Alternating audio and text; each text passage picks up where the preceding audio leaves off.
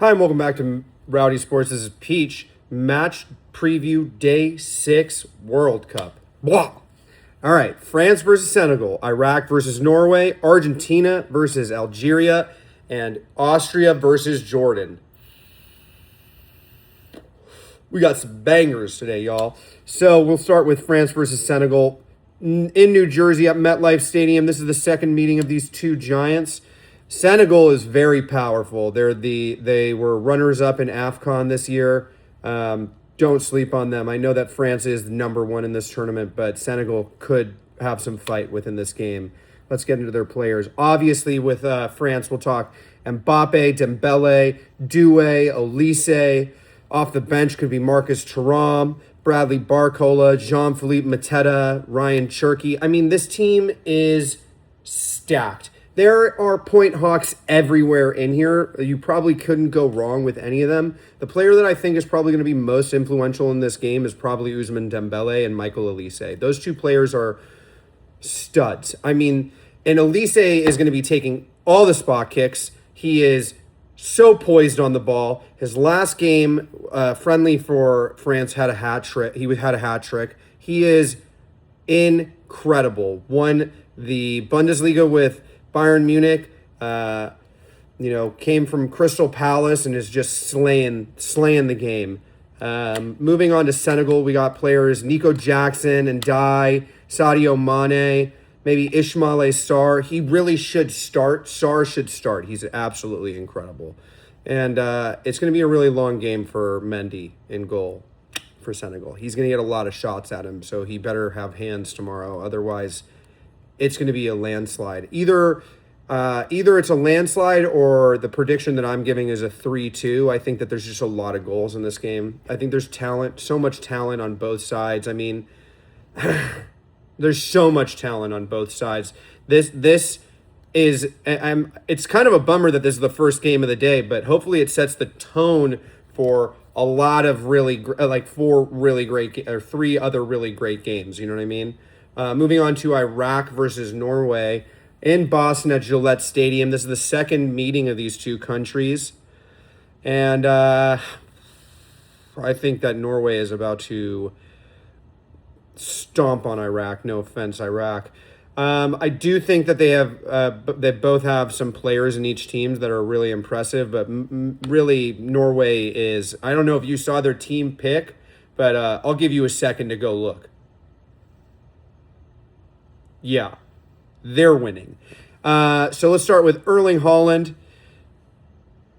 Every pundit and analyst is saying that this dude could win the Golden Boot in the group stages. Now, is that impossible? Absolutely not. It's totally possible. He is an absolute killer in front of goal, and he has the backup to be that killer in front of goal. With Martin Odegaard leading the line as the captain, no big deal, Martin Odegaard. Martin Odegaard is probably going to set the tempo for this entire game. He's going to be taking all the spot kicks. He's going to be setting Erling Haaland and Alex Solaroth. This team is going to be brutal. They got Solaroth and Haaland up top. They got Julian Reinerson, probably one of the best crossers of the ball as a right back. I mean, Patrick Berg just set the tempo. Oscar Bob possibly off the bench. This is a stacked up team. And this is their first World Cup in a long time, so they're going to want to show out. They're going to want to come out swinging, saying, we're here and we're ready to party. You know what I mean? Let's move over to Iraq's team. Ayman Hussein up top is pretty strong. He's going to have to fight a lot. I mean, the Iraqis are going to have to do a lot to break down this Norwegian team. They're really, really tough players. Ali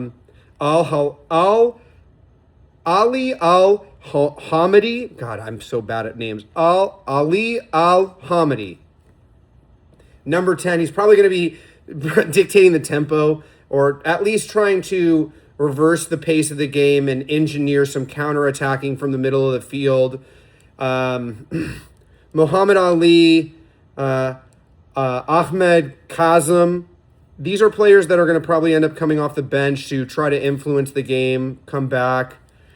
I think this is a 4-1 victory for Norway. I think this is a big game for Norway tomorrow, and I think they are going to set the tempo. I would go as far to bet that Erling Haaland is going to score two goals in this opener.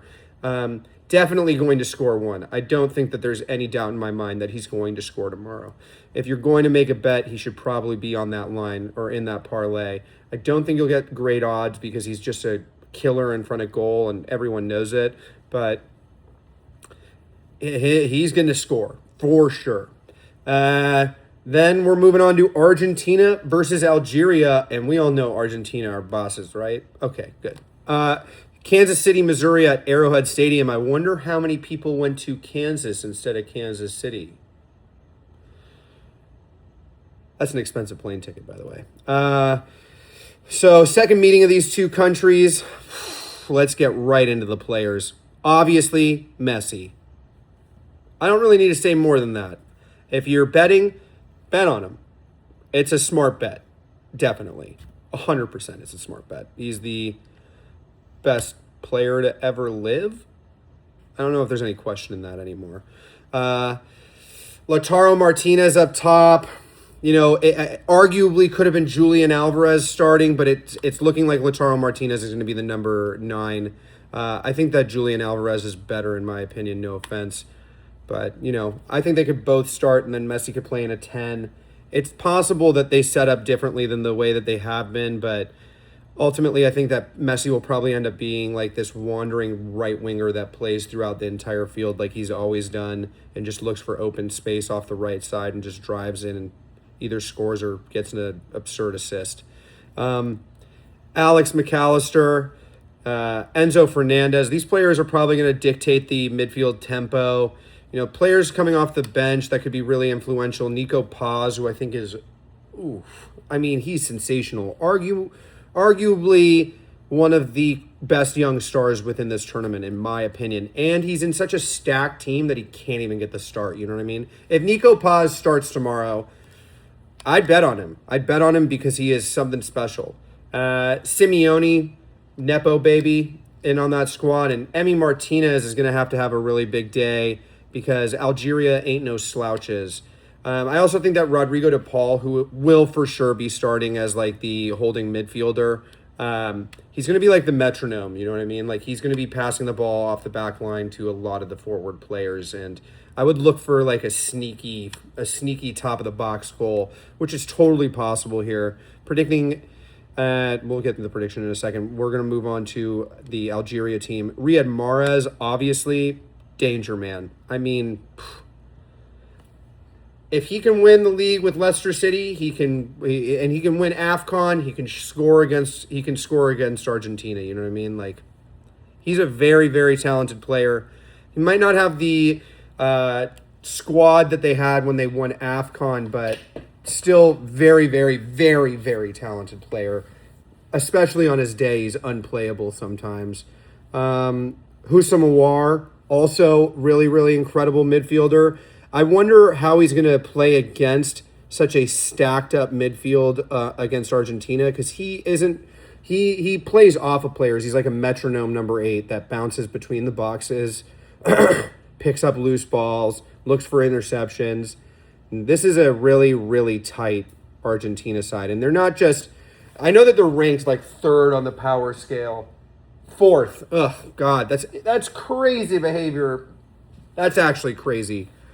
This Argentina squad ain't nothing to scoff at. They should not be 4th, but we'll move on from that. And then Faris Chabli? There it is. He's probably going to be like the anchor for Algeria here. I don't see them doing incredibly well, even though they have Nepo baby Luka Zidane in goal. You know, maybe he channels some of his dad's energy and becomes a World Cup legend right here. Probably not. He's probably not going to do that. It's not going to happen for him today. Maybe in his next game, but this isn't the one for him. He's about to get, maybe he has 7 fucking saves like that dude did today for against Spain. Cape Verde. God. All right. I'm going to predict a 3-1 win here to Argentina.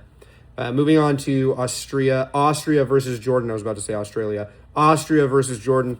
Going to be played in Santa Clara at Levi Stadium. Wonderful stadium, by the way. I don't know if you've ever been. Definitely check it out if you haven't. This is the first time these two countries have ever met. I got to be honest with you. I really don't know a lot of Jordanian players. I know one person in their entire squad. I tried to research, but I just didn't know any of these people. And I felt, how stupid would it be of me to be like, yo, go bet on this guy because I read about it. I'm not going to do that. I only know Al Tarami, and while I think he is a talented player, I think that the Austria squad is a lot stronger than the Jordanian squad. Let's get into some of the Austrian players. We have Marcel Sabitzer, Konrad Leimer, and then the shithead racist Marko Arnautovic. Arnautovic is a danger man, but he's a shithead racist. Do I bet on players like that? Yeah, I might bet on him, even though he's a piece of shit. I think Marcel Sabitzer is going to play in the number 10 role. He's more of like a box-to-box midfielder when he's playing for Dortmund and like Manchester United. He is considerably better at the national level than he is at the club level. You always see those players like that are like gems for their national team. Like you remember James Rodriguez for Colombia? Doesn't matter. He with that insane goal, like he was incredible for his national team, but then when he went to like Real Madrid, he was like a total stinker. You know what I mean? So they're kind of the same story with Marcel Sabitzer. Well, I don't think he's a total stinker. His level is so much better for the national team. So that is a player that I would bet on, just because I think he's going to be taking all their spot kicks. He'll probably be setting up all the play for them, but the person who's probably going to be at the end of the goal is probably going to be Marko Arnautovic, or probably some lucky corner. Maybe one of their defenders just like bang it in header. I see this as a 2-1 win for Austria, but I'm not 100% confident with that. I think that this could be as weird of a game as a 3-1 or a 3-0. I just see Austria winning it. It's only because I just don't know enough about Jordan to be like, hey, meh. But either way, that's match day 6 preview. Like, follow, and subscribe. And remember,